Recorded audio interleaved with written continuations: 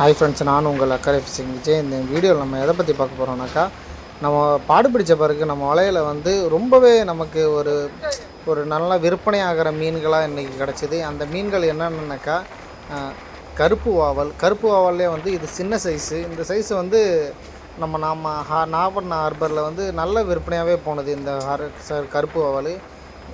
அப்புறம் வந்து சின்ன சைஸு வஞ்சிர மீன், அப்புறம் வடிப்பாறை, இந்த மீன்லாம் நிறையா கிடச்சிது.